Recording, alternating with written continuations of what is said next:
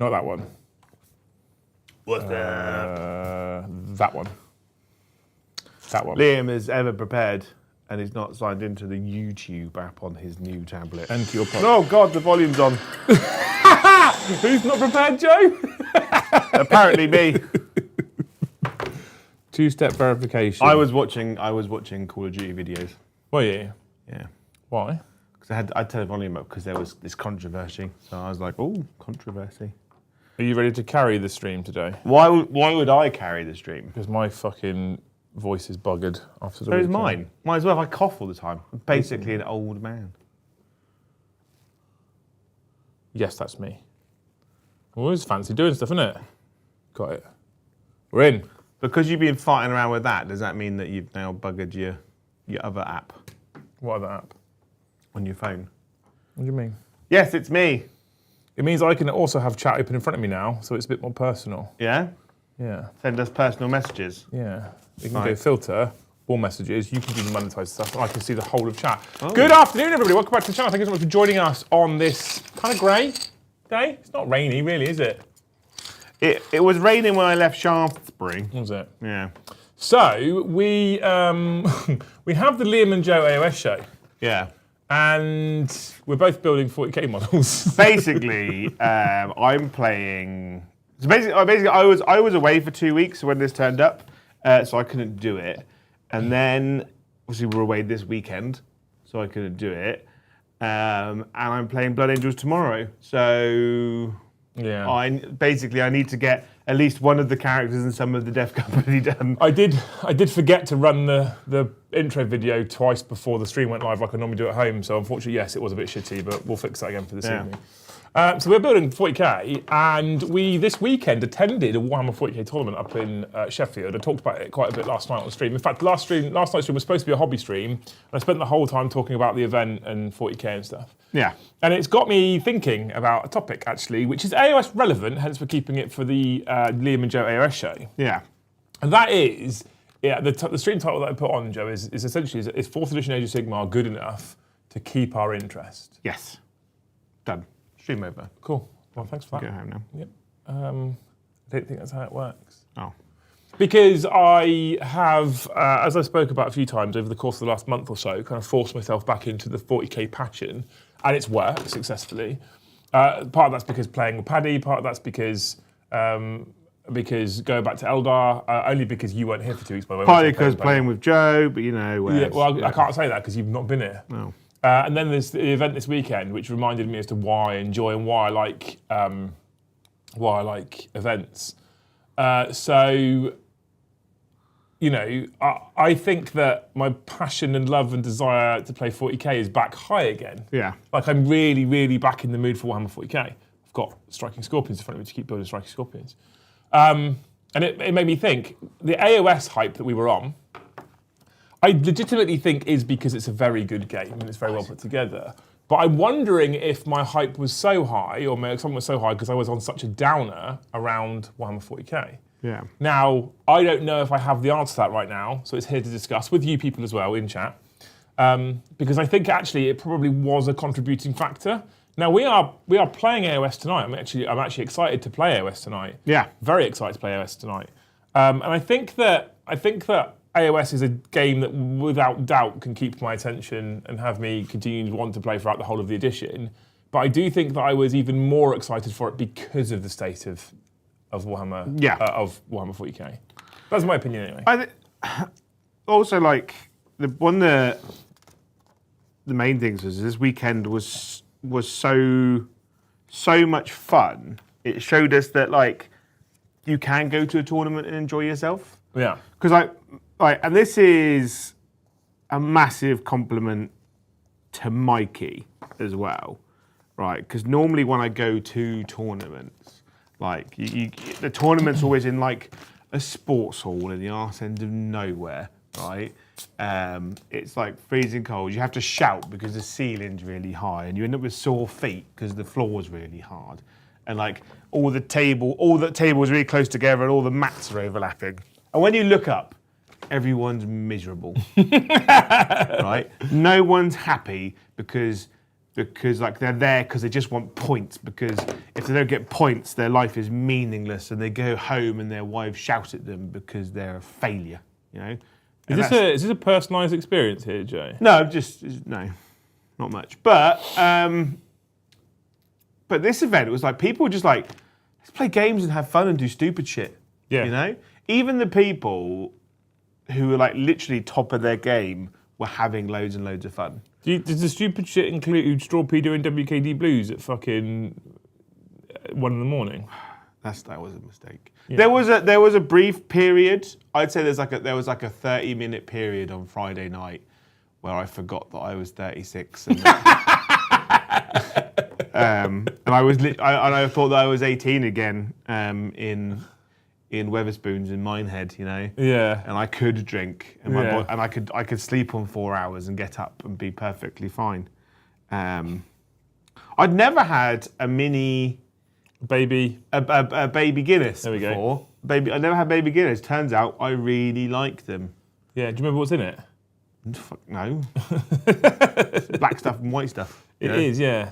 It's nice, isn't it? Oh, it's delicious. Yeah. Delicious. And it was final call, and I was like, I bought these baby Guinnesses, but I thought, we'll get another drink, a second one. And I saw WKD Blue, and I was like, I can drink that. I was so hungover. My golden rule for all tournaments for the last 10 years, because I know that I can't handle drinking anymore, is to not get absolutely shit-faced, like real drunk. Because I know a lot of people that go to tournaments, go out, get drunk, drop the next day, and I'm like, that's such bad etiquette. So I had to force myself to go on the first day, right? Turns out I play better when I'm literally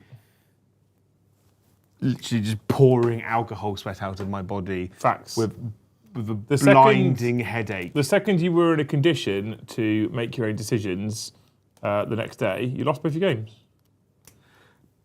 But admittedly, I lost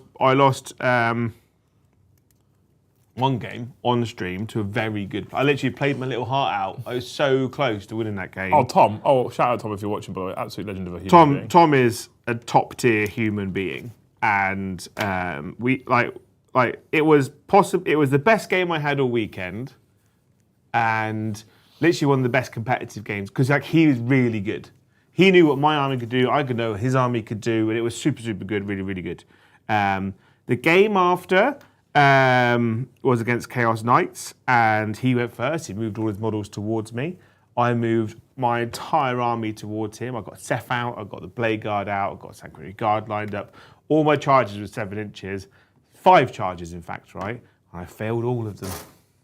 All 5 charges, right? With reroll. And I was like, cool, that's game. It literally was. I was like, my entire army just stood in the open. I was like, see how many points you can get now, I suppose. And that was my last game. But he went on and won his next game. So he went 5-1. Good. Well, no, he went 5-1. Wow. Yeah, 5-1. We didn't play the 6th game. Stick Monkey, thank you for 5 gifted memberships. Thank you, Stick Monkey. I hope that next time you go to a tournament, you are mature and don't get absolutely rat-arsed. I think I'm going to be honest with you, Jay. Yeah. I think, considering we're thinking about making Beachhead and All Stars our annual events, if the community has a strong presence to show up on the Friday, it's quite likely we're often going to go out on the Friday and get shit-faced. The problem is drinks kept just appearing in front of me. So we just need to sort out your beer fitness and we'll be fine. My beer fitness? That's not a sentence that any adult human has ever said. It is. Crumpets Banner, thank you for the 5. No, for no cult-related reason, favourite pub meal. Have you guys looked into tournaments in the area for AoS? So Beachhead, which is in Bournemouth in February, does have an AoS tournament. We've not looked at other AoS tournaments. I don't, at the moment, feel a need to go to an AoS tournament right now, but I think I'm going to go to one in the future. I think I'm going to want to attend them in the future. So I haven't really looked at them at the moment, but I'm kind of on the fence with Beachhead whether I do 40k or AoS. Let's be honest, I'll probably end up doing 40k. But obviously when I'm yet to decide. When the House of Hobby opens, yeah, I intend to do all of them. When the House of Hobby opens, there'll be lots of events. Yeah. They'll be both related. Favourite pub meal? Oh. I really enjoyed my pork belly. Did you? On Saturday night. That was incredible. I sat in the pub in the bar, in the restauranty bar bit on Saturday night with my shoes off. He did, eating yes. pork belly, drinking cider. It's like taking a child on holiday with each other. It was fucking banging. He did seem happy though. So yeah, I was so tired, and my legs and my back hurt, and my brain hurt, and I sat down and ate this exquisite, succulent meal. See, perks of the job, look. Yeah, I tell you, there is a lot to be said for. I said this in the car on the way back. I was like, there's a lot to be said for eating actual proper food, which I didn't understand at the time, because like I've always eaten proper food in the evenings. So normally most people when they go out to tournaments, from my experience, when you go to tournaments like in Nottingham and stuff, you end up going to like some kind of barbecue place, or you go to like Hooters, or you go get pizza or something. You eat food, but it's normally quite heavy, kind of like it's just kind of heavy, just cooked food. You know, lots of batter, lots of oil, lots of grease, lots of chips and stuff. But when someone brings you a wonderfully cooked pork belly with dauphinoise potatoes, it's banging. You're very welcome, Joe. Yeah, it's so good. We need to keep your strength up if you had any chance of going for an OJ, which you didn't do. It's so close though.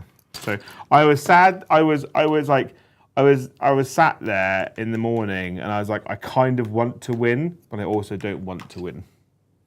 Why would you not want to win?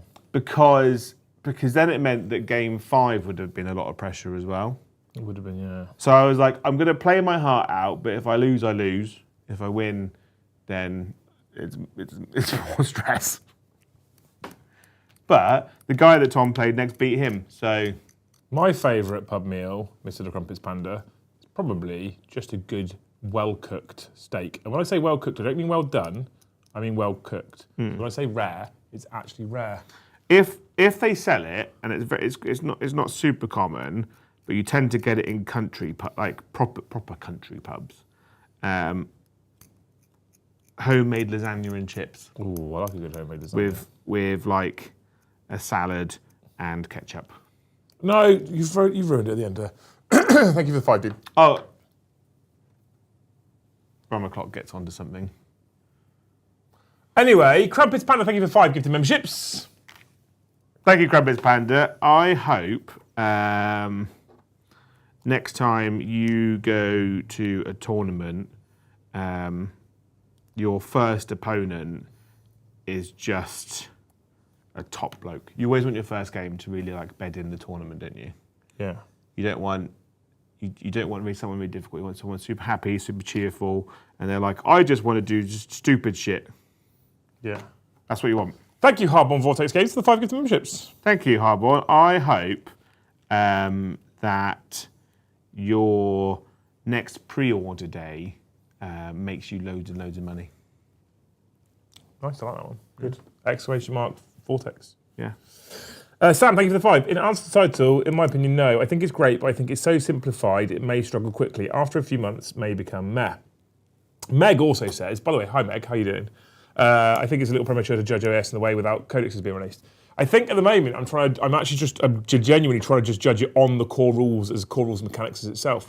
I don't think the oversimplification is going to make it meh, actually. I think the opposite. I think the oversimplification is going to make it a game that continues to stay fresh. Oh, yeah. And I would say as well that I don't think oversimplification is the right word. The simplification for me for AoS is just right. That's a wide stance, my guy. Have you seen that video? You know, you're not a child like me that watches TikTok stuff. No. He's got Lamarty's has got a hella wide stance. No one's going to push him over. They could try. They can't. I think I like the simplification of AoS because it actually plays as a lot more competitive game. How they've written the rules and the great job they've done with the rules I think is really gonna show in a competitive, because the game is just much more balanced. We were talking. I can't remember who I was talking to, and they were talking about how they or their friend basically plays Age of Sigmar and 40k, and he was like, a Cities of Sigmar free guild marshal on foot is more points to put on the table than Helbrecht. Yeah, that was Mr. Martin, yeah. Yeah. Mm-hmm. And it's like... I saw the joke, Meg. I'm ignoring it. Yeah, what did she say? I'm ignoring the joke. We're not. So I actually think... I'd go as far as to say that I think that my over-exuberance about the new edition of Age of Sigmar was maybe 70% down to it being a good edition, and I like fantasy setting, and 30% down to 40k being in what I was considering at the time a really bad place. Actually, I still don't think that I love the 40k rule set, but I think that my biggest issue with the place that I felt it was in was my approach and attitude towards the games that we were playing. Well, you need to remember that the way you felt about the game last Tuesday, that it's still the same game, right? Well, 40k? The flaws that exist with it, this sounds really bad. You don't want the rose-tinted glasses of this weekend to make you think that everything's great. But it's not because just I think weekend. that when you go back to playing 40k, you're like, oh wow, this game is stupid. Like when you got to play Brom, can you imagine? But it's not. But the thing is, right? It's not just this weekend, because it's 2 games of Paddy on the Thursdays because you were off, where I switched back into my favourite faction. I only played 3 games this weekend because I did take shit I didn't like, right? And I did only take shit that I like. It didn't function in the mission, so it didn't function at all in the edition. I was like, you know what? I still think it's possible to build a list that I think is fun and cool, and be able to play the missions so that I can actually play a game at least. Yeah. But my approach is what's different. So it's not about this weekend alone. It's about I'm here to just have fun. I don't care if I win. And I think the biggest thing for me in general with war games is, can I tell a cool story rather than do I care if I win? And I think you can do that with both AoS and 40k. Yeah, well, I've got a plan for tonight's game. I do think I do genuinely think that if I wanted to be competitive, I'd actually probably do it with AoS over 40k. Because I think that, here's the interesting thing, right? I think 40k was designed to be a competitive edition. I think AoS is a better competitive game. Oh, by miles. Literally by miles. The mission set and the rule set just function better for it. Because 40k is too overcomplicated. That's an incredible base, by the way. It's annoying. It shows me that Games Workshop can do really nice bases for all their models. They just choose not to. Currently, I can't glue anything because both of these have got fucking solid tubes. I can't do any gluing. I don't have a lighter. Oh. Why don't you have a lighter? Why would I have a lighter? I don't know. Blow on it. I don't think it's helping, Joe. What were we talking about? We're talking about the fact that I think that AoS is a better competitive game than 40k. Because 40k in itself is too overcomplicated. Armies have... the great thing that I like about AoS that 40k both does and doesn't have... has a problem with and doesn't have a problem with, right? In Age of Sigmar, armies have access to a lot less stuff. Like unit by... If you look at what a space... Like, look at what a Blood Angels player has access to compared to a Cities of Sigmar player. Why is he stood on something that says Blood Angels, Sons of Sanguinus? Or maybe it's like a really long set of stairs that's like got lots of... How is it that everywhere that he's going to be fighting, Blood Angels written on the floor? They take it with him, don't they? The base is cool, but the words ruin it. What would you say, like cheese, biscuits, Plowmans? Yeah, the Marty's was here. Yeah. So you look at what a Space Marine player has access. So a Blood Angel Space Marine player now has access to obviously Dante, Lemates, Astrath as characters, but then they have access to 3 Blood Angels captains, 3 Death Company captains, 3 Death Company captains with jump packs, 3 normal captains, 3 captains in Gravis armor, 3 captains in Terminator armor, 3 captains with jump packs. And then obviously chaplains in Terminator, chaplains on foot. Terminator librarians on foot. You know, captains in Phobos armor, lieutenants in Phobos armor. They have access to so much stuff that balancing it as an army just doesn't really seem to work. Whereas a Cities of Sigmar player has access to a couple of free guild marshals, their troops choices are really limited. Yes, they've got some special characters, but they've got like 10, you know. And I think when you go competitive, you want less options. Like, so I think if they wanted Space Marine, if they wanted Codex Space Marines and Codex Blood Angels to be balanced, they should only put units that Blood Angels have access to in this book, and then the Space Marine Codex is just for Ultramarines, Imperial Fists, Salamanders, Raven Guard. So then when the Dark Angels book came out, that book should have access to only the units that they have access to. Hello. Did you hear what I said? No. So basically what I was saying is that armies have access to too much stuff. Space Marines specifically. Space Marines specifically, but other armies do as well. And when you want a game to be competitive, you want them to have access to less things. Yep, agree. To streamline it. But then it's not just about having access to less data sheets, it's also about the number of models, right? Yeah. So this is what we were talking about, what Martin was going on about before. How is High Marshal Halbrecht cheaper to put on the table than a free guild cavalier? Shouldn't be. But AoS has got a really nice range. I think it's in a really nice space for the amount of stuff you get to put on the table. Yeah. I think it fits really nicely at the moment. I'm not entirely sure 40k is in the same place, unfortunately, right now. But you know. No, but I think like some armies kind of do fit in.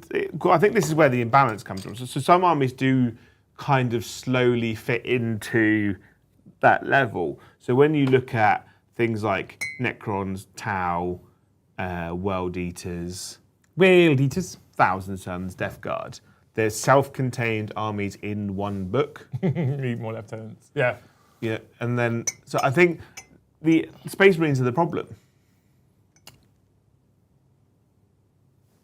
That's what I said.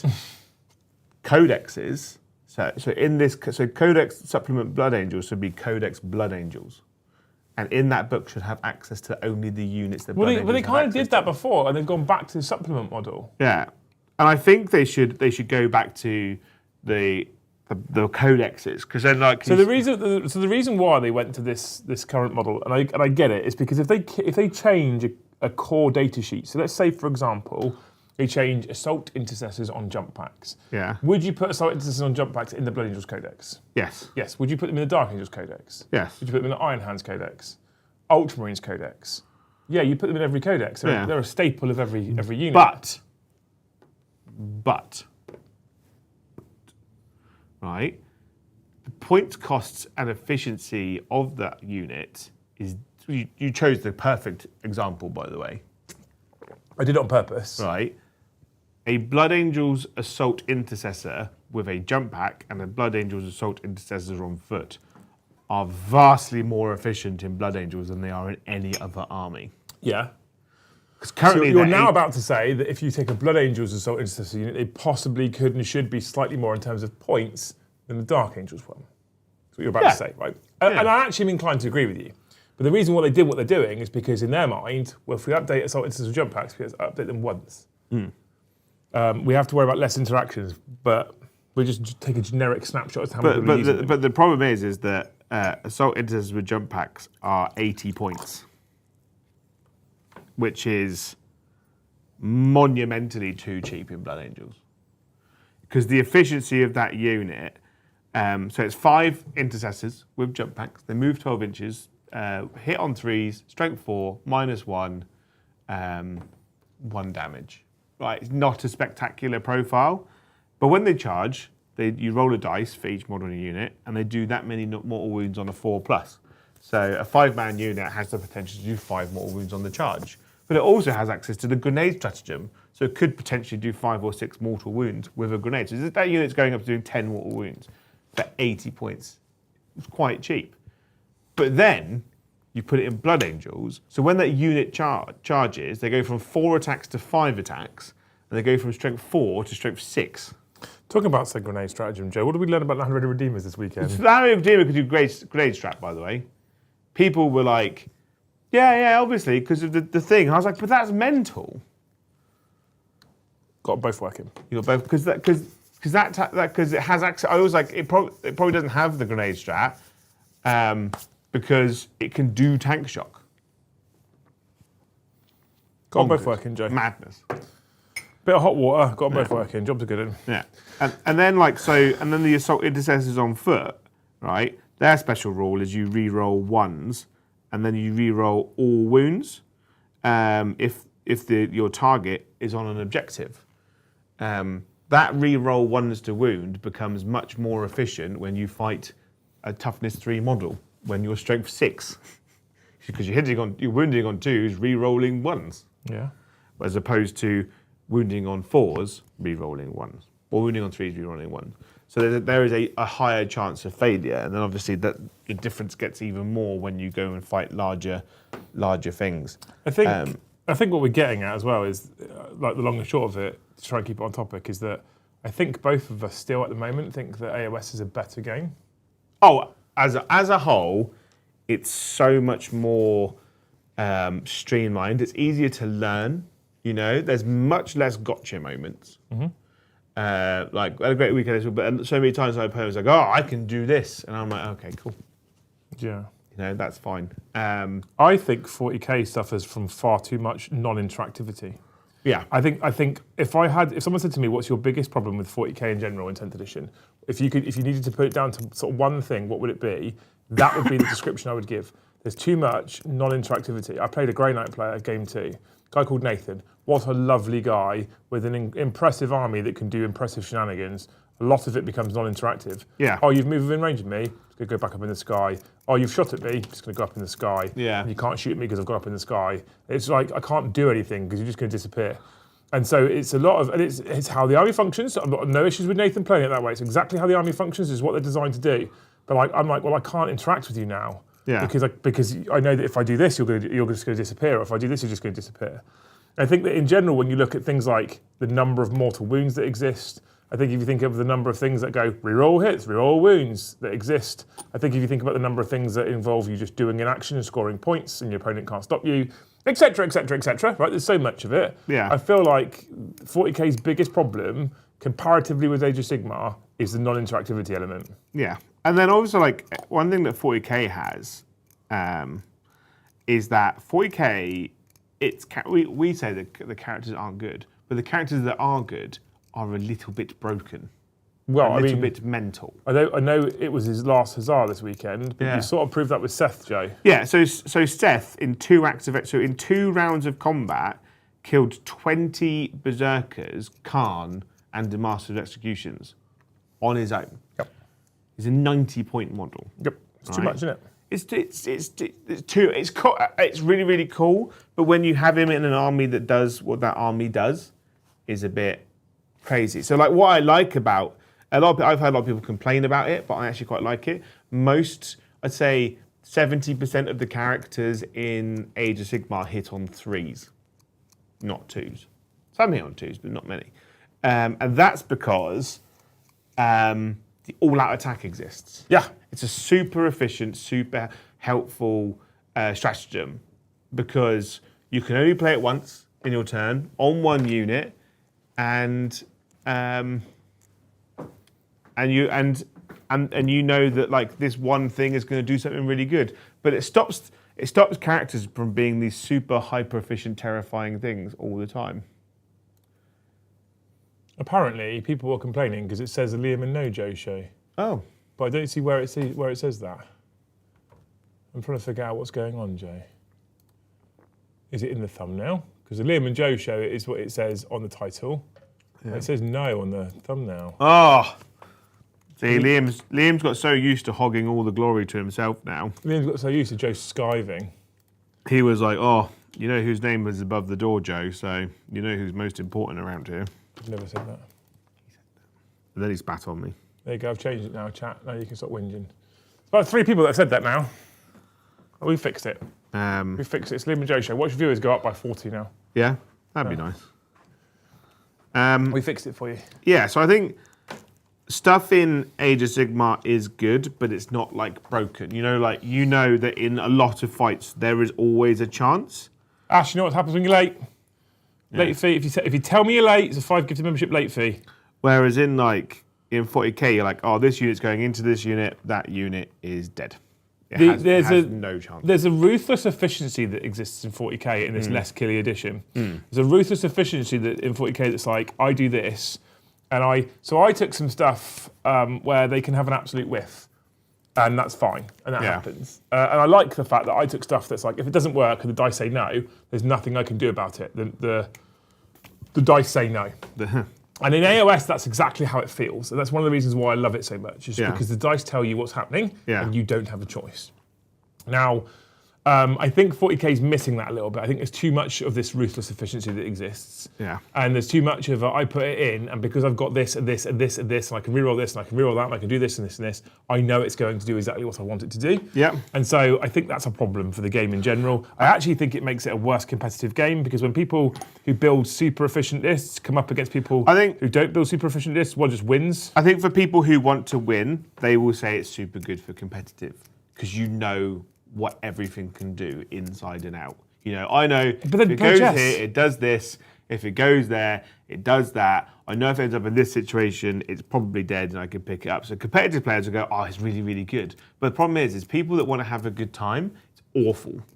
If you go to a tournament and you draw against a player who considers himself a competitive player in game one, you're potentially going to have a really bad time. Yeah. For those exact reasons you've just said. Yeah. So I would rather... I would rather it be random. Yeah, I'd rather the dice existed and changed the game. Although I would go as far as to say also, I think this weekend for me proved, beyond all reasonable doubt, and we were kind of thinking this anyway, that secret missions currently are too strong. That's way too strong. I know I hilariously won a game on secret missions, but then I lost a game on secret missions, so it kind of... So all was equal in the world of secret missions. So it kind of panned out. But you arguably won the game you should have lost and lost the game you should have won. Yeah. That's the mad thing about it. Well, that's worse for competitive though. That's what it's horrible. If that's what that's doing at that point in time, that's worse for competitive play. Yeah, it's like if that secret mission didn't exist, I would have won my game, because I literally like fucking I was playing to the top best as I could, and I won until the secret mission happened. And then my opponent, who I played round 2, beat me by exactly 10 points because his army list was just better. He did all the things that meant he should have won because he was just vastly more tactical and had more functional units in his army. He built his army competitively, and mine was just a run around, be stupid army. Yeah. I think this topic's interesting. Like, part of the reason why I picked the stream title is because I saw a podcast go up by Tabletop Tactics the other day saying, is AoS already floundering? I'll confess, I haven't yet watched that podcast. I intend to, because I'm interested in the topic. I haven't watched it yet. I mean, they're not putting up an AoS battle report this week. So. Interesting. I didn't know that. Yeah. So have they already given it up then? Do you think? I think they had it and they dropped it very, very quickly. The first time round in AoS 3, whether they're going to just like one every 2 weeks and just sticking to bread and butter 40k. Be interesting to know. But I think it's also like we've said, we're like the Top Gear, aren't we? Like, we're just idiots. I mean, mostly. We're leaning into just being idiots. I almost decided today to start building Lego on stream. Yeah. Instead of doing this. That'd be what you've got there. That is not a build in 3 hours or build in 2 hours thing. That's a build an entire day. Yeah, I need to put a day aside to film the build. Yeah, and you just sit here and you just build. I'm going to build it on the table, yeah. Yeah. Yeah, it's an impressive box, team. I noticed that I never got my AT-AT, just saying. That's very expensive, AT-AT. Yeah, but... I found a Millennium Falcon on Amazon today, reduced from 735 to 520. Or something like 540. Yeah. I was like, that's a big reduction. Yeah, but... TT dropped it a couple of weeks ago. They fully dropped, have they? Oh, wow. Have they really? This game's not even in... First book's not even out yet. I think it's unfair to basically decide whether you're going to get rid of it or keep it. until... I love the Tabletop Tactics crew. I'm genuinely a little bit sad that they're doing that. I get it. If Lawrence is looking at it and going, it's not making us any money, it's not generating us any interest, it's not generating any new customers, why would we put time and resource into it? Yeah. I get it. Yeah. But it does make me a little bit sad. Yeah, because I know I'm building this, but the reason we started the Liam Joe Show building things is because it just means that I get way more work done. Yeah. Because basically, when I come to the studio in the morning, it's an hour and a bit to get here, and then I'm literally here all day. So having like that extra hour and a half just to build a couple units. But there was a person, I don't know who it might be someone who's in the audience right now. There was a person when we started doing AoS content, we were talking about whether AoS content was worth it or not, whether there's an audience for it. There was a person that made a comment in chat who specifically stated something along the lines of, we need the content creators to stick to it to generate the audience. Yeah. Then you need the audience, and it's kind of a symbiotic relationship. And that's always resonated. I've always been like, if the numbers go back down a little bit, let's keep at AoS, keep building that audience, because we've had a lot of positive comments on the AoS audience that says people are enjoying it, they like the content. So I think that we're going to stick it out for a couple of reasons. The most important reason is that Joe and I love it. Yeah. Kyle's getting really into it. He's been playing Spearhead games at his local gaming store on Fridays. Even Brom, when he put himself down for the schedule, he's like, I can do one game a week. And then he was like, during this month, he was like, I can do one game in a 2-week period, and I want it to be AoS. I want one of them to be AoS, yeah. So next Tuesday, one of Brom's only 2 games this month, he wants to be AoS. Yeah. So interesting. Okay. And I know a lot of people that have played 40k for ages, and they still play 40k for ages, and they're like, I just want to do AoS more. They're all the time. They're like, AoS is the best all the time. You know, they've still kept their 40k armies, and I know they still go to tournaments and events. But they're like, if I want to just have fun and enjoy myself, like the thing is, he's at that stage where like when my mates come over to my house and we're going to spend an evening playing toy soldiers, I don't want to play Warhammer 40k because it's not an enjoyable. So that's interesting because I think that depends entirely on your opponent, actually. Well, yeah, but that's also if I bought the funniest, fluffiest list I think I can come up with here, and you bought your Flesh Terror from the weekend, and we put them on stream, I'm going to have a shit experience. Yeah. I'm going to get my absolute back doors kicked in. You're going to smash me to bits, score all the points, I'll score fuck all. I'm going to have a terrible experience. I'll have a great time. That's a fact. Yeah. If, however, I say, this is what I'm looking to bring, let's make it enjoyable, and you scale your army to kind of match what I'm doing, we could have a great game. Yeah. So sometimes when people are like, if I go and play 40k with my mates, it's just a shit experience. Well, you need to question your fucking mates. Well, because if you turn up going, I want to play with something fun and fluffy, and your mate goes, cool, I'm going to pull your fucking pants down and smash you to bits, your mate's a bit of a dickhead. It's just a fact. Yeah. So here's an interesting thing then. We'll get to the Super Chats again in a minute, but this is an interesting conversation. But it's also a case of like, Mikey had a bit of a numbers problem for this tournament, as we know, because there was a major before, the week before, there's a major after, and there was loads of events going on this weekend. So he got like 40 less people than he was hoping to get.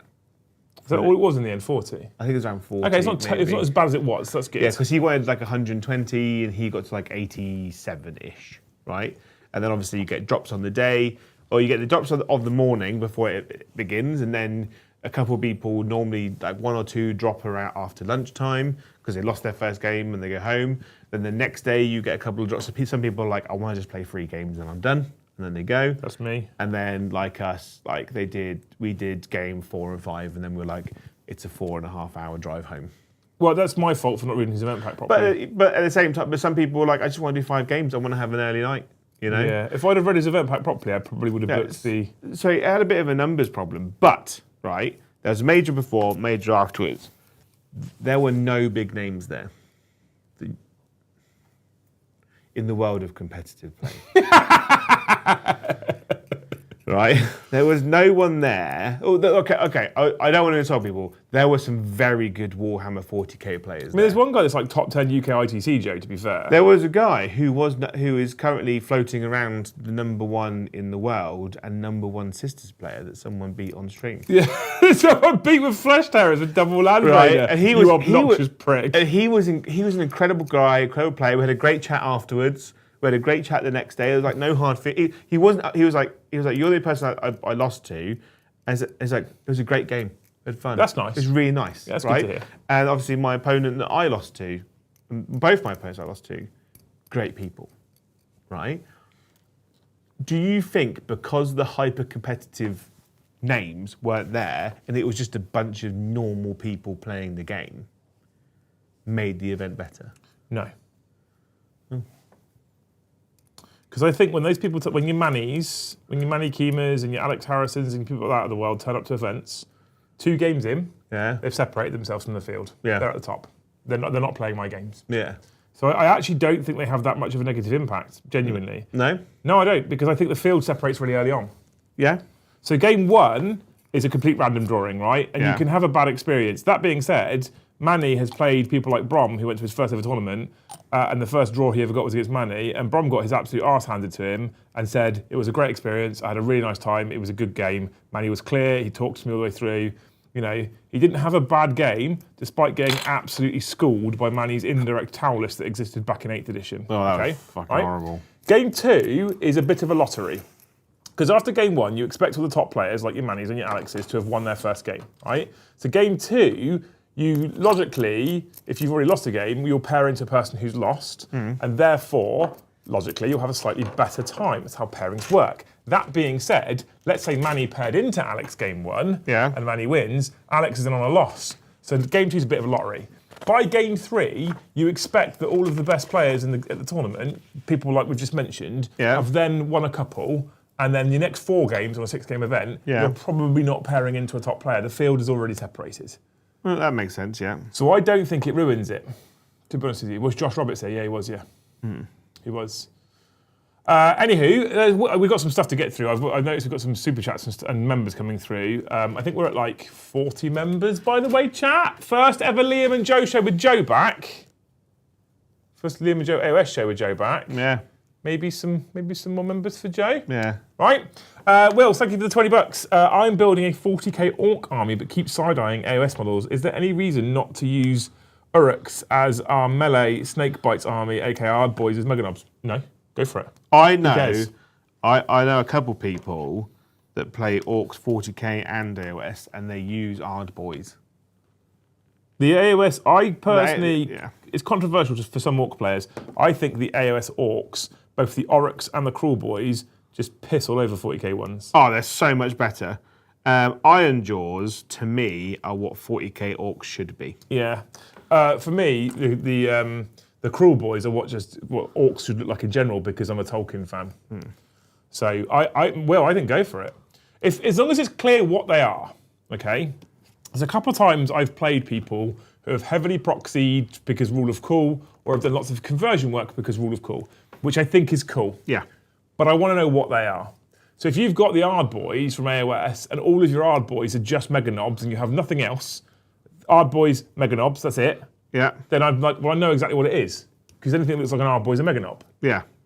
But if you go, well, these Ard Boys are meganobs, but these Ard Boys are something else, but these ones are something else, and these ones aren't Ard Boys, but they are meganobs, I'm going to get confused, and I think that's a bit shitty. I suppose, so if you use Ard boys as your normal boys, and then you used like brutes and stuff from Iron Jaws as your meganobs, you're right, because they're on like 40 mil bases, I think. They're a bit bigger, so the base sizes are much. There is a major difference.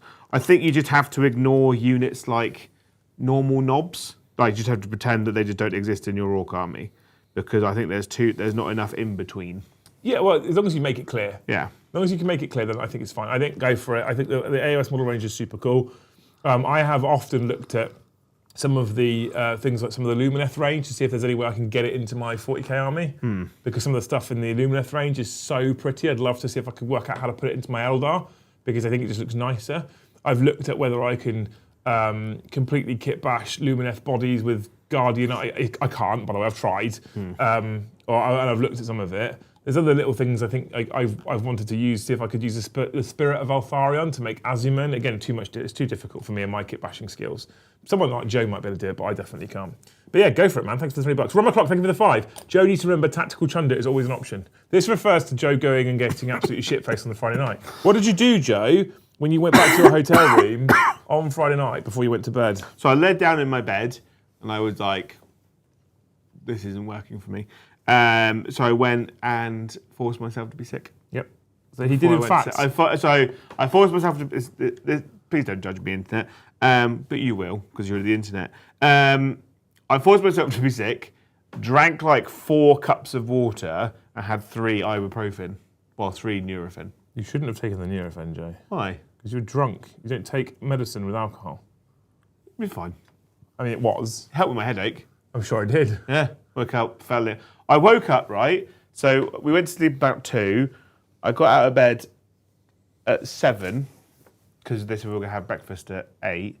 Got up, kind of walked to Morrison's, but because we were up north, right, it's freezing cold, and all I had was a hoodie, and when I get really cold, I start coughing. So I was basically holding my head because of my headache, coughing loads, and like trying to hold in my hernia, and then like stumbling over to Morrison's to go and get Lucozade and fruit. And this poor old lady saw me. She thought I was just going to drop dead. Yeah, you weren't happy in the morning, were you? No, but then I got my stuff, went back to the hotel, had a fried breakfast and a cup of tea, and that's kind of all right then. And then I just had a banging headache all day. But I think if I hadn't had the tactical chunder, I think I would have been so much worse. So much worse. That's reasonable. I don't think it's probably I don't really drink. I love mulled wine at Christmas. You're such an old lady, you sometimes, honestly. And I like to have the occasional cider and stuff. Maybe like a glass of red with a curry, you know. But nothing.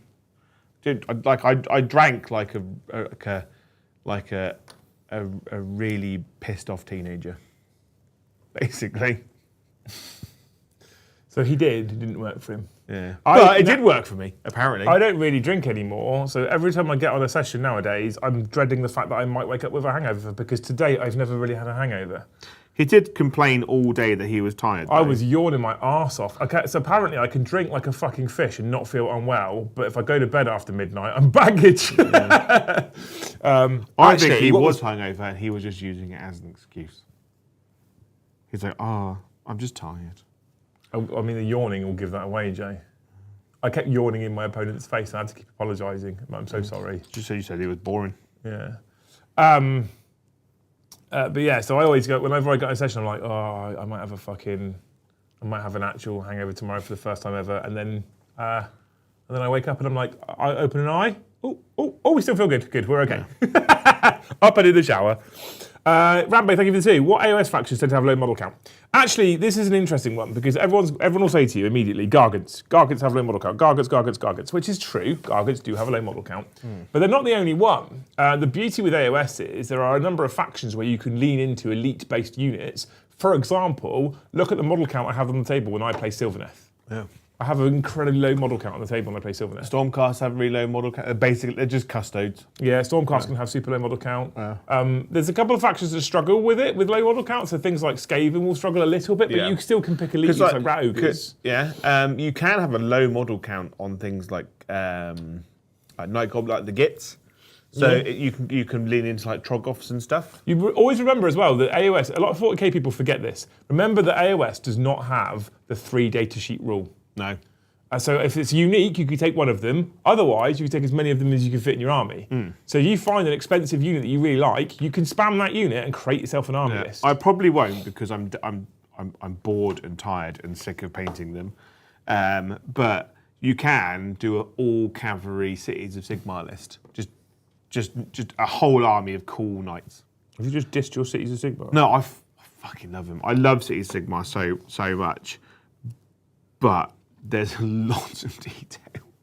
I'm sick of baiting fucking horses. And there's straps everywhere, straps for days. Like you'd find less in an S&M club, you know. Okay, thanks anyway for Amber for the 2. Kazari, thank you for the 10. I feel AoS will lend itself much better to thematic list building and more wild and varied magic abilities. I just don't think that replicates in 40k. 40k lives, dies by opponent far more so as well. I agree. Yeah, 100%. 100% agree with so you. like, I keep badgering him every once in a while about, so something I've always wanted to do for 5-6 years, longer in fact, because I know loads of people that wanted to do it, where at Halloween, have a Halloween game, which is like loads of zombies and skeletons, and you have some cool heroes fighting in like a church or a graveyard or something. You can't really do that in 40k. It's not something that really functions well. I always find it quite interesting as well in terms of the thematic list building thing. Like we've just said, AoS doesn't have that rule of 3 restriction, and yet it doesn't seem to have a problem. 40k still has that rule of 3 restriction in place because the second you lift it, something gets spammed. Because no unit is broke. Is like, because the thing about 40k is it has incredibly powerful shooting. Yeah. Which doesn't really exist in Age of Sigmar. There are shooting units. Some of those shooting units can be good, but no shooting unit will full wipe another unit on the table. Typically, yeah. Like chaff units have ways of having built-in resilience, or you can put them in positions where they are a bit safer. Whereas in 40k, you go, cool, this unit's going to shoot that one, you quad, I'll pick it up. It's dead. There's nothing I can do. Yeah. Yeah, I think you're right. Thanks anyway, dude, for the 10. Will Stewart, thank you for the 5 gifted memberships. Thank you, Will Stewart. I hope that somebody buys you a bar of Cadbury's chocolate with your name on it. Oh, that's nice. Yeah. Nobody, thank you for 5 gifted memberships. Nobody. He was at us with the tournament this weekend. He was. Did you win your 5th game? 6th game? Because he said he won a game. And then... He still needs a wish. Oh, I hope that you, when you go to your fridge, because you think, oh, I've got some cheese in there, that like you're like, oh, it's going to be a bit old. I hope it's a little bit out of date, but it's still good. No mouldy bits. Do you never clean the mould lines down the fronts of the shins? Yeah. As you can see, he's not finished being built right now. Well, when you do it at the point which you have the piece in your hand? Because sometimes you do it and you build it, you're like, oh, I can still see a bit. Yeah, but sometimes I don't bother. then. Yeah? Ash Thompson, thank you for 1 gifted. It was a 5 gifted, 5 for being late, by the way, but thank you for the 1 gifted. Tux True, thank you for the pink one. I got an unpopular opinion at the moment. Named characters should be locked to the detachment, so you can only take Blood Angel characters if you take one of the Blood Angel detachments. And GW, please, more indexes for the other armies. So please release more indexes for the other armies. So currently, you can only take Space Marine characters of that chapter in their own Codex one and the one from Codex Space Marines. Right. You can't take a Dark Angels attachment and put Blood Angels units in it, for instance. Okay. So it exists, but loosely exists. You know. I like the concept though. I feel like what's interesting is I've whinged about lots of things in 10th edition, as you lot are well aware. I think what's really interesting, what I'm seeing it's happening is Games Workshop sometimes, and for all the mistakes they've made, I'm going to stick up for them a little bit here. I think sometimes they're fucking damned if they do, damned if they don't. Yeah. So people complained when detachments were locked to colour schemes and characters were locked to detachments, and they would go, hang on a minute, I can't take this thing that I like, and I have to take this one, which is awful, and I don't want to take this one because it's awful, and this is terrible, Games Workshop, what are you doing to me? And then they've gone, cool, okay, we're now not locking anything to your detachment, we're not locking characters to detachments, we're not locking detachments to colour schemes, you can take whatever you want, and now everyone's going, God damn it, Games Workshop, there's too much freedom, I wish you'd lock things to detachments. I don't think they can win at the moment. I kind of sympathise a little bit with them for that, if I'm honest. I think they, I do sympathise with them a bit. But I like the old detachment system, and I don't like all this extra freedom. I want to see some unit. I want to see not units locked to detachments, but I want to see some units locked out of detachments. Okay, interesting. So you take. the Vanguard detachment for Space Marines, Yeah. right? You could take everything in that army, right? But it's a Phobos detachment. Only allow Phobos units in that detachment, right? The Storm Lance detachment is a you can take everything. It gives you a whole unit advance and charge, but the stratagems are targeted towards bikes and units in transports. So would you say that certain detachments, like the, so for example, the Tyrannid ones, do the job better of encouraging you to not take certain units because your army ability simply doesn't affect them? Yeah. So Vanguard Invader fleet, all the stratagems are targeted towards the Vanguard Invader units. And they're just so much better in that detachment. So when you see the Vanguard Invader armies, you see Lictors, Gene Stealers, Flyrants, flying Tyrannid Primes and stuff. You like the Trigons and stuff, because like those are the units to get all the benefits out of it. Whereas in the Space Marine ones, the benefits in the detachments are a bit too loose. Okay. I'd like, so for instance, like the Storm Lance detachment, only units that have jump packs, are on bikes, or have disembarked from a vehicle get advance and charge, for instance. You know? And then you say you can't have it, or you go, if you have infantry in your army, it must be in a transport, unless it has the fly keyword, or is on a bike. All right, Joe, we know you're off sick. You don't have to fucking milk and you it. have no dreadnoughts, you know, or you can't have anything that's technically classed as a heavy support in your army because it's a fast-moving army. Okay, you know, I'm not against that. The Golden Host detachment in here, you go, every unit in your army must have a jump pack. Yeah, kind of thing. By the way, chat, we're on, and I'm about to say why, we're on 46 of the finest gifted members right now. 46? Which means we're less than 5 away from halfway. All right, I reckon you can hit halfway. Yeah. I actually reckon you can hit target, Liam and Joe AoS Show. Yeah. So I found at home yesterday, Liam. If you want to see AoS continuing as a staple on the channel, give 5 memberships, go. Go on, you found yesterday, your penis? No, he's so horrible to me. And this is why I'm going to destroy the company from the inside out. Big mirror, is that how you found it? No, I found a bunch of single mono jump packs at home yesterday. Heresy ones? Yeah. So I'm going to put them on my Blood Angels. So all my Death Cup go on my jump packs. And now I'm going to give all my spare jump packs to Paddy. Why? I'll have Because them. you were just horrible to me. And my fat belly. Well, to be honest with you, that's not your spare jump packs, because that box was sent to the channel by Games Workshop. Yeah, so but you said, Joe, this is yours. So you don't have a choice. You're like, Joe, this is your box. I said it's yours to paint, yeah. It's mine now. That's not how that works. No, you said, That's not I how gave that it works, to you, Joe. Joe. It's yours. That's not how that works. So, Thanks for all those extra jump packs. I appreciate it. no. I'm going to use these now. Just bite you. Thank you, John McCardle, for 20 gifted memberships. Thomas Moles, yes, I did describe Rights of War from Horus Heresy. 20 gifted memberships. I hope There you go. that your boss isn't horrible like Liam is. I don't think John has a boss. I think he is the boss. I think he has a boss. I'm not sure. I think he is the boss. I hope John. In fact, I know John's a better boss than you are.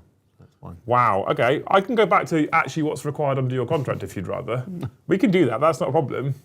Should we do that? I do way more than what's in my contract. Should we go back to just your contract? Yeah? It's a fucking bold move, Joe. Yeah. Okay. Yeah. Cool. I can do vastly less. You can do what's in your contract. Yeah. Vastly less than what I currently You can do. do what's in your contract, yeah. We can go back to that. Yeah. And then I will move to Sheffield. I'll go to Mikey. Yeah? Yeah. Me and him will take can't- on the world. It won't work, though, because you're a bit of an attention whore. I am. And so when there's 3 people watching, Yeah. it doesn't really work anymore, does it? Yeah. Start my own channel. Adrian, thank you for the 25. If Dante finds some Dark Angels on the way to an objective, they will help achieve it. He's replying to Toxtrio's lock units to certain detachments thing. Yeah. I feel like narratively though, you'd be fine. Like I feel like if you were like narratively, we're going to play a mission, Dante and Azrael have taken 2 elite strike forces into something. You could kind of do that maybe. I don't know if it would work, but you could kind of do that. So in the Blood Angels book, there's a bit about how the Dark Angels and the Blood Angels are really good friends now. Were they ever not good friends? Yeah, but they're really good friends now because Dante found the lion. I didn't think they weren't good friends. I thought the Blood Angels, the Dark Angels' issue was with the Space Wolves, not with the Blood Angels. Mm-hmm. When have they not been friends? Because Dark Angels are smarmy bastards. I don't think that's true, is it? They are. Don't be jealous. Yeah. I used to be a big Dark Angels player. Did you? Yeah. What made you switch? What made you switch out? What made me switch out? Yeah. Stephen Box kept my army. Oh, I mean, that'll do it. Yeah. That'll do it. Yeah. So I didn't have an army, so I thought I'll go Flesh Terrors now. Yeah. Because Gabriel Seth is just flat cooler. Because he's a baller. Yeah. Yeah. But now, Games Workshop are like, no, you're not allowed to have fun anymore, Joe.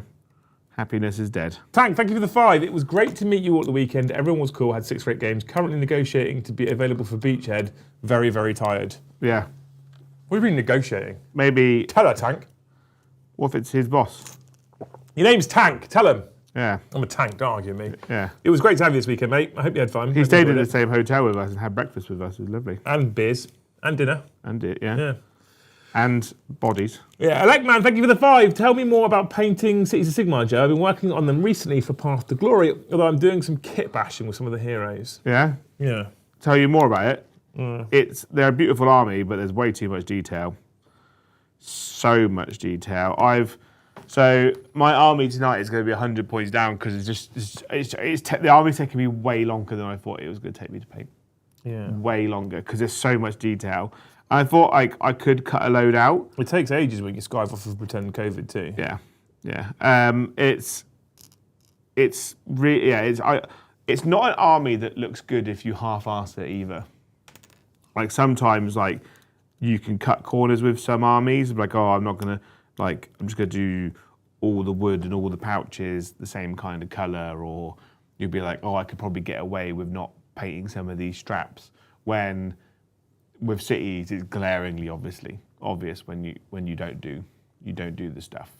Is it that bad? Yeah. And what I wanted to do when the cities first came out is that how Games Workshop painted it was more of a medieval scheme. So, despite the fact that everyone had orange tabards. Some of them were slightly different colours, and those different colours were matching the foot troops to represent the fact that this knight had turned up with his own foot troops. Okay. I thought about doing that, and then I was like, no. No. We're just one matching territorial army now. I found a super simples basing to do, so they look like they're in a swamp. I think it's come out all right. I'm sure it's come out fine. I'm sure it looks good. But yeah, it's just obviously having 2 weeks off really slowed things down, big time. Yeah. But I've got one unit away from having a full 2. So I'm paying it slightly down, but I've got a kind of narrative plan for tonight to work around that. Well, I can just drop 100 points out anyway. It's not a problem. Oh no, it's fine. It'll be fine. And then. But I need to get a bunch of other stuff done on top so I can swap units in and out. But I'm going to get those done. I'm halfway through painting Gotrek. So he's 360 points. So I could just be 360 points out, in he goes. And, but I've still got so Games Workshop announced on their roadmap that before you've got Skaven, Stormcast, and then Slaves to Darkness. Mm. So I need to get a bunch of Stormcast done.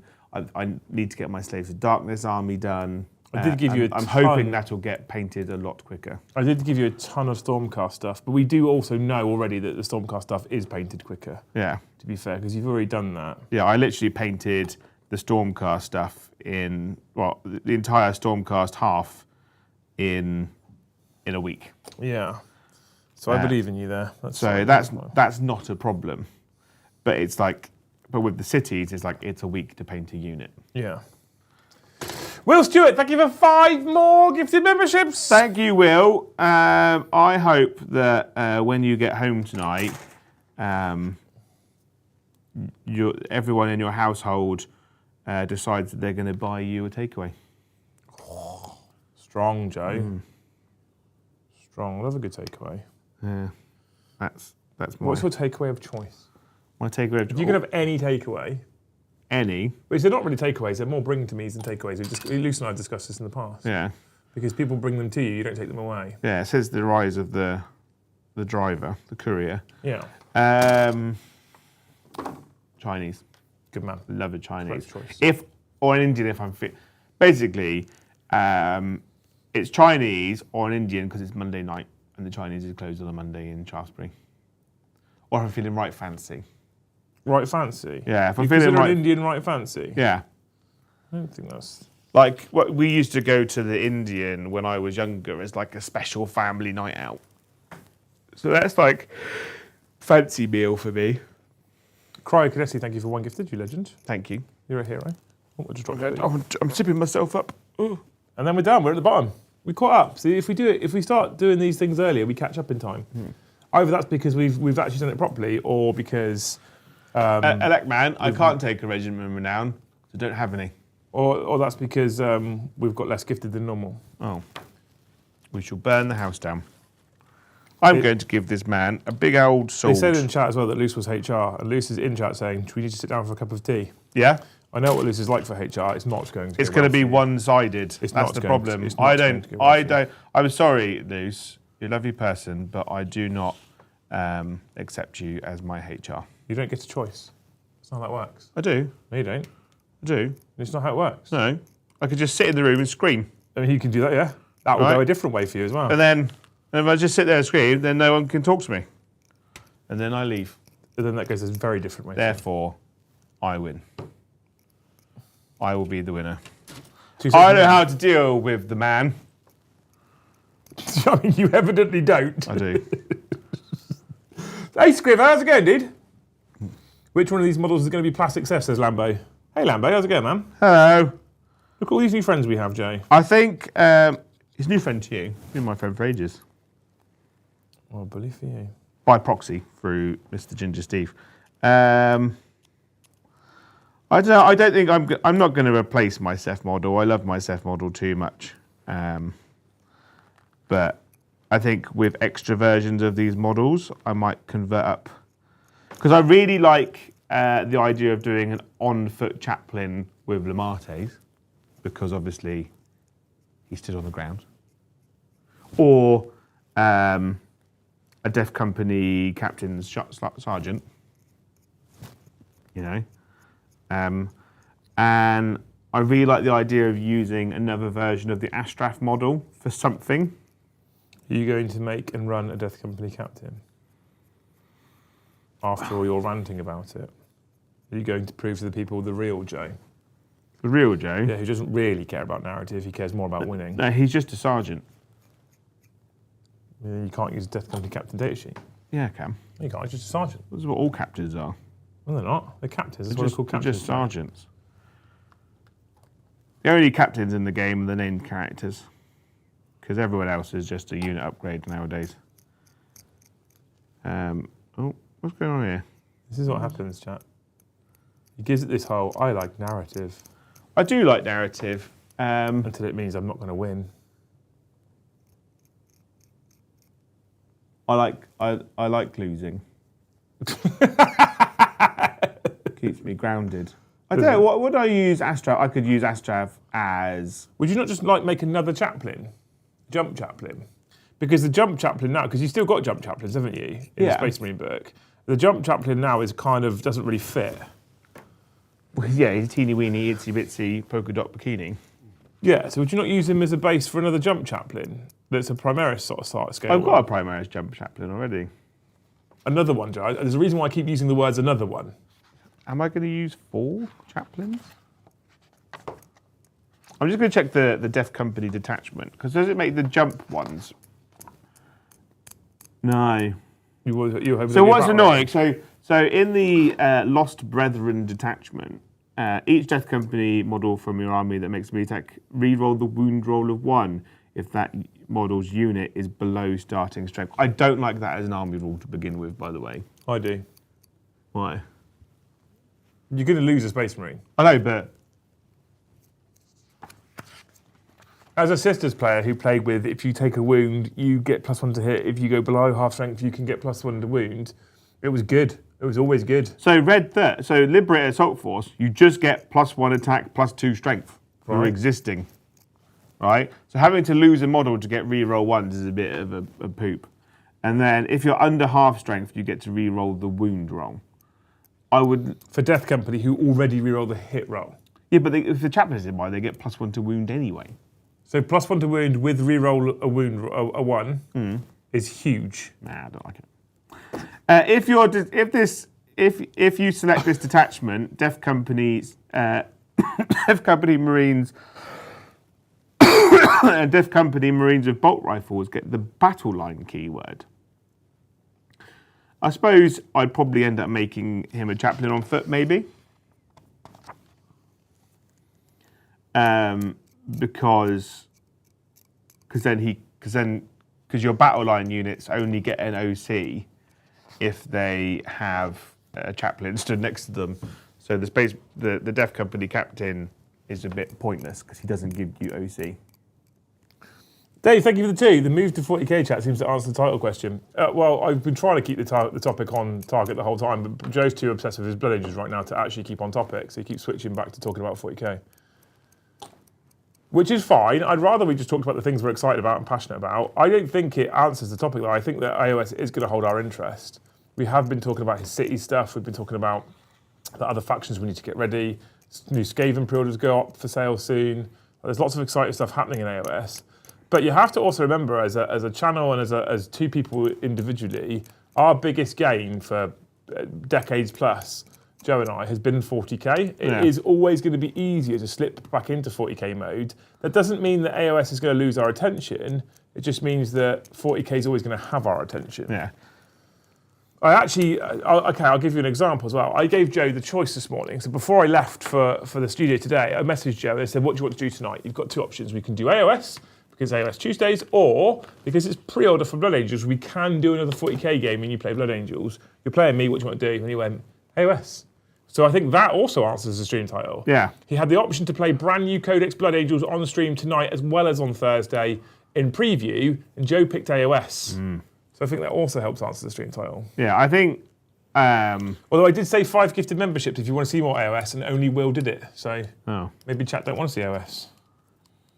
I think they've just not had good AoS for like 2 weeks, and now they're like they've lost the passion. Now it'll be back. Good AoS. We had Warcry last week, which is AoS essentially. It is, yeah.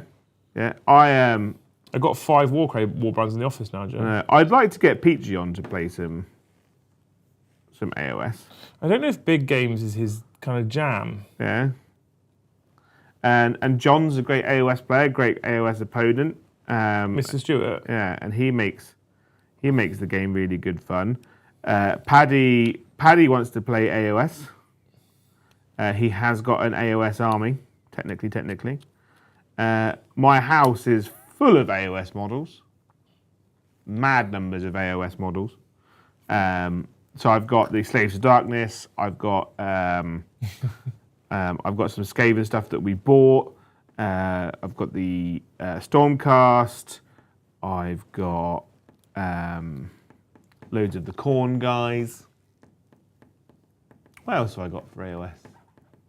Dan, your mate Dan says AoS 4 is amazing. Thank you, Pie Walker, for 5 gifted memberships. Thank you, Mr. Pie Walker. I hope that you get home and your partner has bought you Warhammer as a random present. Well, that's nice, isn't it? Yeah. He also says, more AoS, please.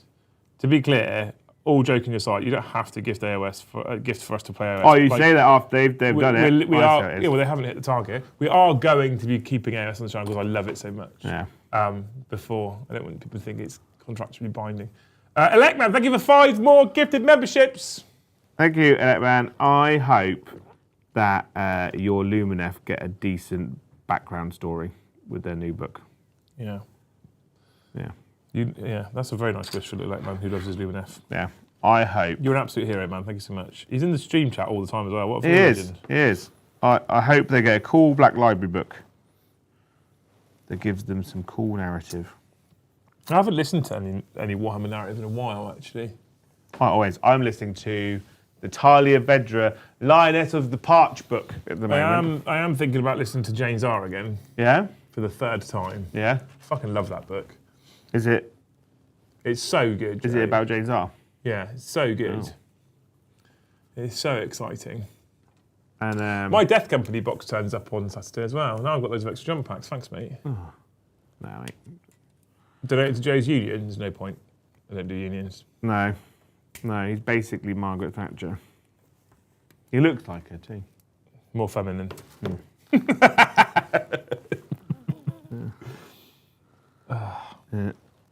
And Thank you, people. I appreciate you all. yeah, You're we amazing love you lots. Connie Ed, thank you for five. Oh, Connie Ed, thank you for 5 gifted memberships. You absolute fucking hero. Right, Ed, I hope that the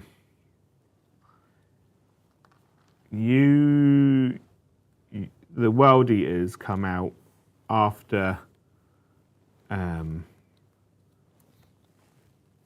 it Imperial Knights? Yeah, Imperial Knights. Well, it's Eldar, Imperial Knights, and Astrum Retirement, but I don't think they gave us where. They don't. Yeah, they didn't give say us which order. Yeah. But I hope they come out and you get Red Butchers. Oh, I want a jump or bike unit as well. I don't know. I think is that what's weird is I'm surprised that Chaos Space Marines didn't get a new bike unit, given the fact that they have a detachment that's about bikes. Have we heard any more about the news about the fallout from the shithouse roadmaps? I think I think we've upset them. Yeah. I think I've upset them. I think we're at Liam was going to have to do a written apology. I think I've upset them quite a lot. Yeah. Liam's going to have to write an apology. I'm not apologising. What would I apologise? It needs to be like a really scathing one. It's like, I'm really sorry for being honest and telling the truth like everyone else on the internet. But say it in a way that it kind of sounds like you are sorry. Oh, Dan, I would like to consider you a friend also, Liam. Appreciating that I'm presently more acquainted with Joe, and you may not reciprocate. This being in reference to you referring to me as Joe's mate. I love you, Dan.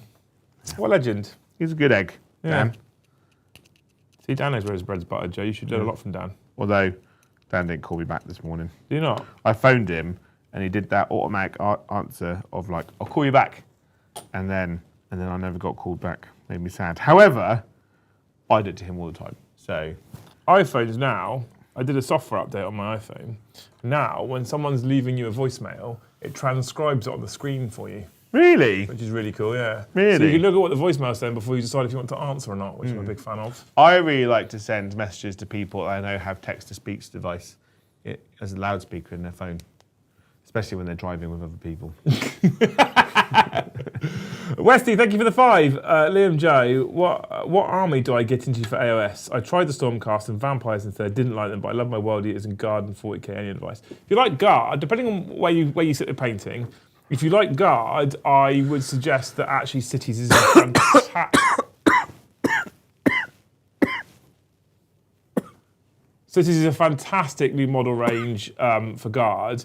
If you like World Eaters, I would argue that Blades of Khorne might not be it. I don't know. Some people, I think for World Eaters players, they either love or hate Blades of Khorne. I've spoken to a few people who hate Blades of Khorne as World Eaters players. Some people that love them. I think for me as a World Eaters player, I'm leaning more into the Dark Oath vibe than I am the Blades of Khorne vibe. I think World Eaters players are just bitter because the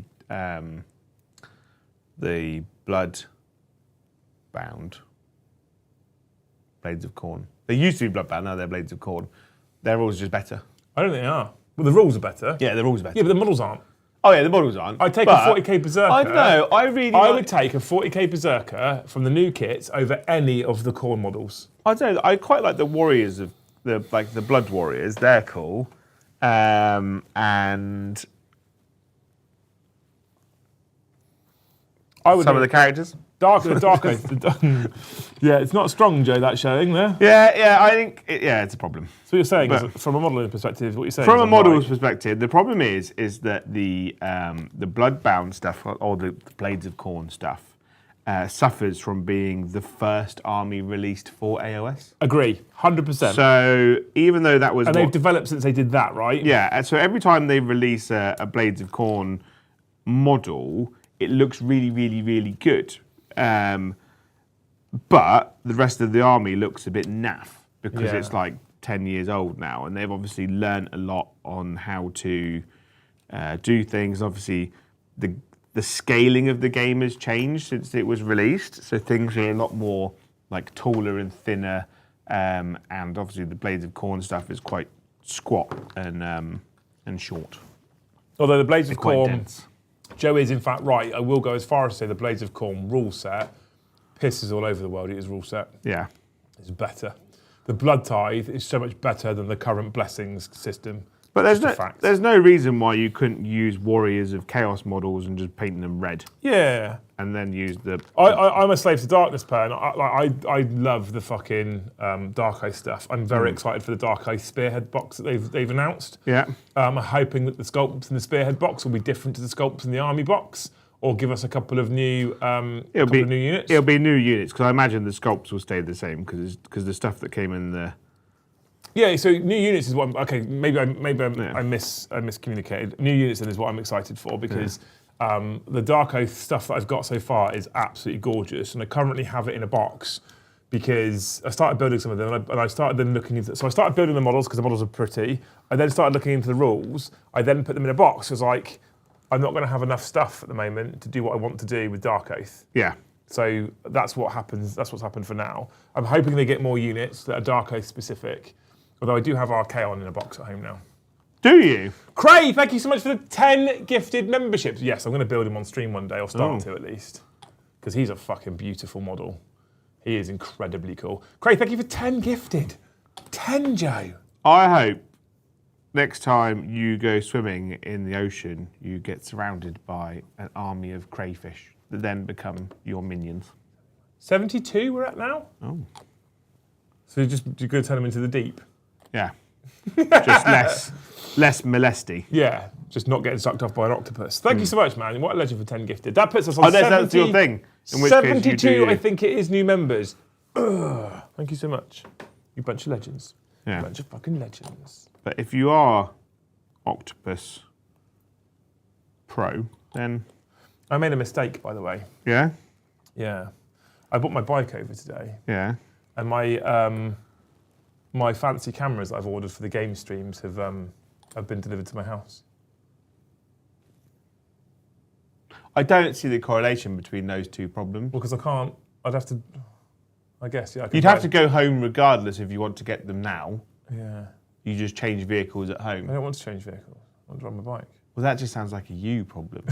I mean, it is. If anything. It is a me problem. You're absolutely right, Joe. It's absolutely a me problem. I didn't think about the fact that I could just change vehicles, right? Yeah. Shut up with your logic. You do own two forms of transport. You're not locked into... Yeah, you're not wrong. That is very much just a me, I want to ride my bike problem, like a child. I want to ride bikes today. That's what I want to do. Wow. Thank you anyway. 70 memberships is amazing. We are close to the end of stream. Stream? Yeah. I have decided, I said to Paddy at the weekend, on the way home, Joe, that when my Angel's box turns up, I'm going to put it on the shelf at home and I'm going to ignore it whilst I paint my Eldar. And you painting them in front of me is not helping that. Well, I'm not painting, so that you should have a All right, you build them in front of me, you fucking... Honestly, you're going to get fucking shanked off stream. Yeah. Oh, he's fell off. Well, yeah, I didn't glue on. Have you glued the backpack on? That's an interesting choice. Yeah. It's all black, isn't it? Well, no. But I guess. There's straps, there's like metal straps in there, aren't there? Oh, no one's going to see that, are they, let's be honest? No. Now I've seen, by the way, the only thing I wasn't sure about this particular model, Dante, when he was showcased, was his mouthpiece. Not Dante, sorry, the Marty's was his mouthpiece. I wasn't sure about his mouthpiece when he was showcased. I was like, it looks a bit ball gaggy. I don't know how they managed it because the actual sculpt, there's no ball gag at all. It looks like an evil, angry face. The problem is, right, no offence, but a little bit of offence, is that the Games Workshop photography team needs to up their game a bit. He is stunning, isn't he? Because some models just look great all the time, but then some models really struggle, and I don't know whether it's because the photography team is restricted in how they like if someone else has told them how to do it, or they're just not thinking about it. So he looks a lot better from a high position, and you're looking up at him because he's more like imposing and stuff. Or when you photograph him, you have him on top of something and he's like aggressively peering down at someone below him to really show off like he's massive as well. But every time they photograph him always directly next to Adress, who's fucking massive.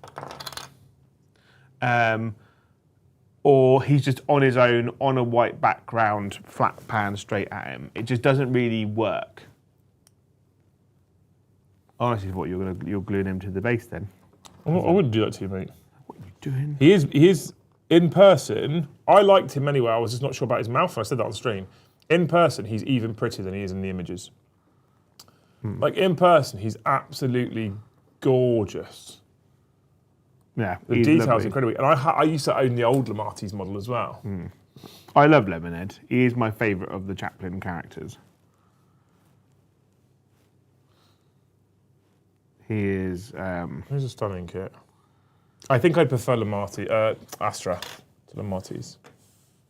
He's very pretty. I think they're two very different styles. I honestly think, and I said this before, I honestly think Lematis was designed by someone in the Horus Heresy team. Yeah, I mean, the sculpted base kind of leans. Yeah, the sculpted base looks exactly like the ones from War Games. The War Games.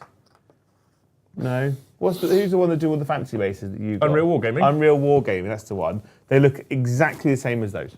I feel like I could put the rest of the model range on Unreal Wargaming bases. It's almost like someone in the Horus Heresy team designed a Horus Heresy chaplain, and then someone came in the room and they were like, I need someone to design me Lematis now. And they were like, well, I've designed this guy. I guess I could just put some bits on him. And they were like, do it. Yeah. Do it now. Craig, thank you for the 1,000 Japan yen, I think. Just watched Tabletop Tactics back rep of Skaven versus Iron Jaws, and it was great, but the Honor Guard rule seemed a bit too generic and a bit OP on Stronghammer units. How have you found that rule so far? Honestly, I think half the time we forget it exists. I'm going to be completely honest with you. I think half the time we forget that we've got Honor Guard on. I actually don't feel like it's been that broken either. Like, there's a few things we do. I think there's a few things you can do to kind of counteract it at the building stage as well. I often go, my general's unit that could take four extra units. His detachment, yeah. I could take 4 things in his detachment, in his regiment, sorry, rather than 3. And actually what I typically do is take 1. Because often some of these abilities are like, you get +1 to hit and +1 to wound against your enemy general's regiment. Like, cool. Yeah, some armies are really good at it, and some armies struggle. So, for instance, Soulblight Gravelords, a lot of their units are quite expensive. So you just go, cool. I'm going to take a really expensive character hero, and then I'm going to bang in a massive 10-man unit of knights, which then really benefit from the bodyguard. I'll be interested. And they're really hard to kill. I'll be interested to see what they do as well, because this stuff is for this current season. This is current. What do you call it? Not battle plan. General's Handbook. Yeah. And so when the next General's Handbook drops, the season that rule will change. And it'll be interesting to see what they do. Whether they go, let's tidy it up a little bit, or whether they go, let's be bonkers and do something crazy. I'm kind of here for crazy, if I'm honest. What I want to see, because the other thing you have to remember as well when they go crazy is that both players have access to the same rules. So what I'd like to see going forward, right, and because you don't see many of them in current existing armies. Some armies have units that can fulfill that role, but some don't. I want some units to receive maybe an additional benefit for being a bodyguard. So some units like, let's say, Graveguard, Soulblight Grave Lords. They've got a special rule that if a character's nearby them, that character and they both have a 5-up ward. Their ward save goes to 5+, or I can't remember, or it's a feel no pain or something. So they get a benefit for being bodyguarding a character, but they're not a bodyguard unit. I'd like to see some armies get an actual bodyguard style unit. So Cities of Sigmar don't have they've got generic infantry troops, they've got scout infantry troops, and they've got horsemen. Yeah. What they don't have is the Empire style, great swords. Yeah. Which would make a great kind of bodyguard unit. Same for vampires. That they've got the Graveguard, but they don't have a cool elite vampire knight on foot kind of people. Yeah. I'd like to see the rule be if this unit is your bodyguard unit, then they give a bonus to your lord. Yeah, that'd be cool. I'm into it. Because then that's their battlefield role. Yeah. That's what I'd like to see. I'm here for it. Yeah. Yeah, thank you. Someone's just said in the chat, by the way, Matt, has the 22 captain list been ran yet? Dark Angel player, considering having the Lion beat my group. We made a great Dark Angels list in the car on the way back, didn't we? We did. It's a Joe-based list. It had 2 Redeemers in it. I logged onto Element, added all the stuff I needed to my cart to buy the list. It was £250. Otherwise, I'd have bought it all there and then. But it'd be cool, though. I mean, it would be cool, and I could probably get that painted for Beachhead faster than my Eldar, but it's... Well, I was talking to the Thanes money. Yesterday, and I said it'd be great if we could all go to Beachhead and every single member of the Great Hall had double Land Raider in their army. It'd be fucking cool. So I originally started off as double Redeemer, everyone had, but I was but not everyone has a Space Marine army. So I was if you have access to a Land Raider, you take 2 of them. So if you play Custodes, double Land Raider. Play Chaos Space Marine, double Land Raider. Yeah. What if you don't play something that has Land Raiders? Well, then you have to buy a new army. Yeah. Anywho, we are over time. You people are amazing. Thank you so much for hanging out with us on the Liam and Joe AoS Show. You beautiful, beautiful, beautiful, beautiful humans. We are live again at 7:30 this evening for some live AoS. Joe's bringing cities. I might run Idoneth Deepkin for the first time ever. So you get to watch me learn Idoneth Deepkin live on stream. Tomorrow at 7:30 we're back again with the Warhammer show. We're going to chat and talk bollocks about Warhammer in general like we normally do on a Wednesday. Thursday we return with the Liam and Joe show, which is 40k based, which kind of seems like it doesn't really matter because we've talked about 40k quite a lot today anyway. But Joe will continue to sit here probably building more Blood Angels. And then on Thursday evening we have a live game of Warhammer 40k. It's Paddy versus Joe. It is. I'm on the deck on Thursday. It's the three of us, the 3 best friends that anyone can have. The 18.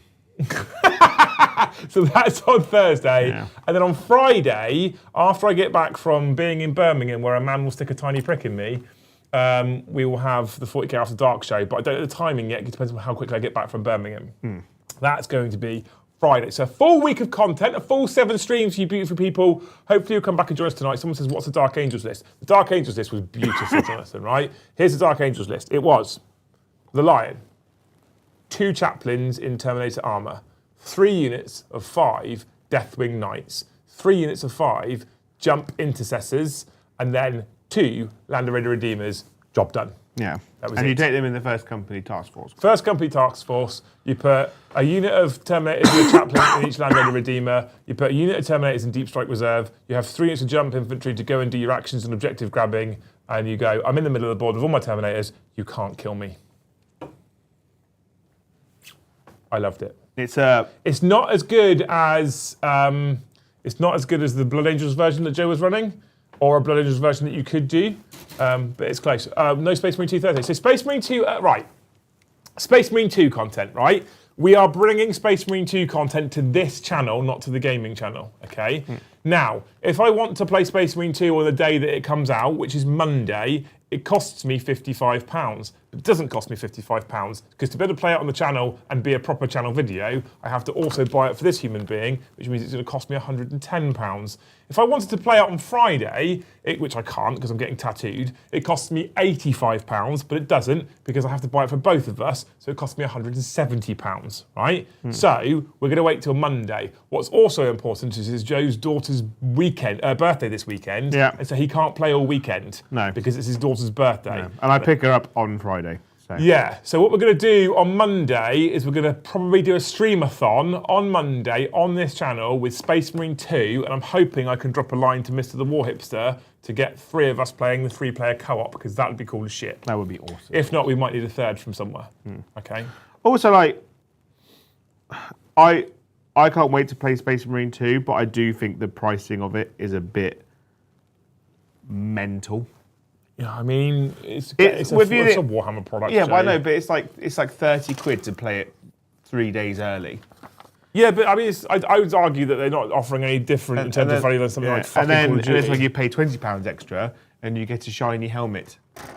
I'd love a shiny helmet. Yeah, everyone loves a shiny helmet, don't get me wrong. But I feel like that should just be like you pre-ordered the game. Here's your pre-order bonus. So Monday, expect no Great Hall Hobby Night. Expect Space Marine 2 streamathon. Sat in my pants playing Space Marine 2. Do you not sit in your pants anyway when you stream? Shh. I thought that was just what you did. Yeah. Cool. I made 2 striking scorpions. I've enjoyed talking too much recently. Yeah. Last night I was supposed to paint. I spent the whole time chatting bollocks. Yeah. How are you all doing? Hey Soups, how's it going, man?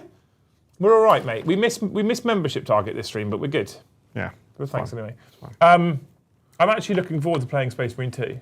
Yeah. But I think I'm looking forward to playing Space Marine 2 because I'm going to be playing Space Marine 2 with you. Yeah. I think if I was playing Space Marine 2 on my own, I wouldn't give a shit. Yeah. I can't wait for Space Marine 2. It's going to be great. And I think my partner would probably be quite happy. Like, even if it wasn't my daughter's birthday, I think my partner would probably be quite hate-filled if I was like, I'm not going to talk to you all weekend. Yeah, well, we're going to do it on Monday, right? We're going to play Space Marine 2 on Monday. You can watch everyone play it early access, or you can wait for the actual entertaining people to play it, right? Scrivo, well, maybe you can jump in Discord with us and play as our third man if we can't get Mr. the War Hipster. Yeah.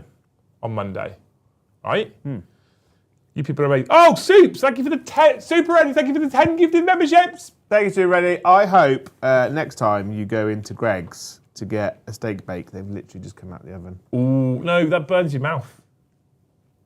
That is the only way to eat them, though, actually. Live by the sword, die by the sword. Yeah, that is it. You are right. That is the only way to eat them. Because the problem is if you don't, because what if you buy it and it just comes out of the oven, you can hold it till it's the correct temperature.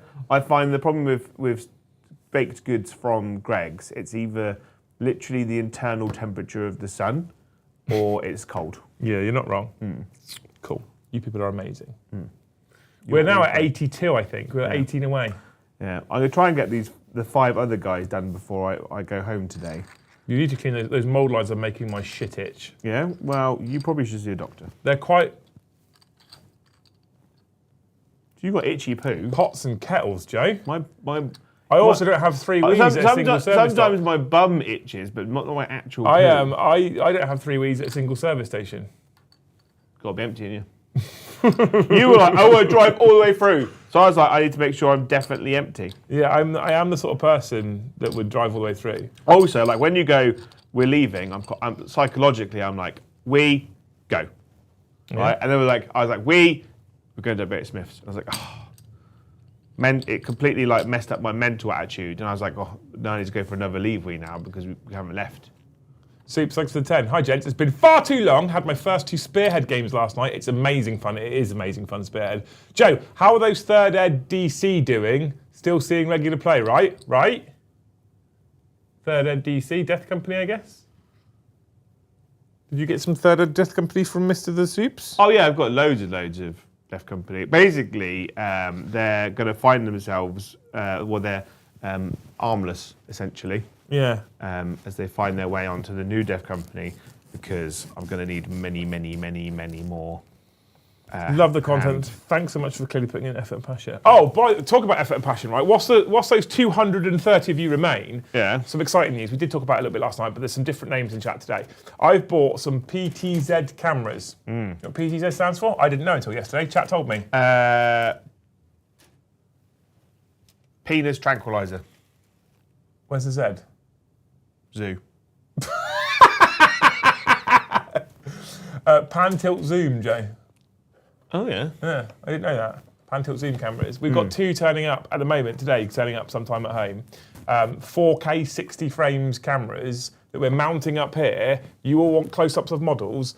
Mikey showed me his stream setup. It gave me an idea as to how we can do what you all want during the games with those types of cameras. He was also kind enough yesterday to spend 10 minutes with me and help me find the ones that I needed, which are basically the same as his, but I bought the 4K ones. Yeah, it wasn't completely blank super ready because I had because there was rhinos in there with the Def Company doors. I was like, do those doors fit on either a Land Raider, Repulsor, or Impulsor? They probably will. I think it'll fit on the Impulsors. Yeah. So, because I think the old Rhino doors used to fit them. So yeah, so we've got these 2 new cameras coming tomorrow. At some point over the course of the next week or 2, I'm going to try and get them rigged in. And inevitably I'll fit one, and I'll be like, I haven't got the right cable, I'll have to order the cable, then the cable turns, blah, blah, blah, blah, blah. That's going to happen quite a lot, right? You know, I haven't got the right power supply, I need to run another extension lead in, blah, blah, blah. That happens. So at some point over the next couple of weeks, I'm going to try and get those things fitted. I'm excited to get them fitted. When they're in, oh my God. I watched what Mikey could do with them this weekend. They have 1080p ones, but the reason why theirs is 1080p is they've got 20 times optical zoom, so they can look at the room, zoom right across the room and see what people are doing. We don't need that in here. Wow. So I went 12 times optical zoom, but 4K 60 instead. Yeah. Because 4K then fits in with the stream setup. I cannot wait to get them in, because I'm going to get 18 different angles from 2 cameras. Anywho, that's for later. We've got to get ready for tonight now. I need a wee-wee. I've got to work out whether I'm going to play Idneth and what my Idneth list looks like. Joe obviously needs a wee-wee. He's then going to play his cities list. I'm going to start... Interesting as well, what I didn't show them, this particular camera here is actually a new camera as well. Because I haven't... The one from my office is still in the bag over there. I set up another new camera. Oh. But I haven't got... Here's my point, right? So I've got a 6th camera now, but I didn't buy the continuous power source or the right HDMI cable, so I can't currently run the 6th one in yet. Oh, because we've got to use good old-fashioned batteries. I won't use batteries for a string because it will die, okay? So at some point soon, we will have a 6th camera on that angle, and we'll have top-down, front, intimate, angle, PTZs, dice. 8 cameras. It'd be good for pre-recorded as well. Really good for pre-recorded. Anywho, you people have been absolutely amazing. Thank you so much for hanging out with us today. Joe wants to go to the toilet. Thank you so much for watching. We'll see you in the next one. Bye, have a wonderful time.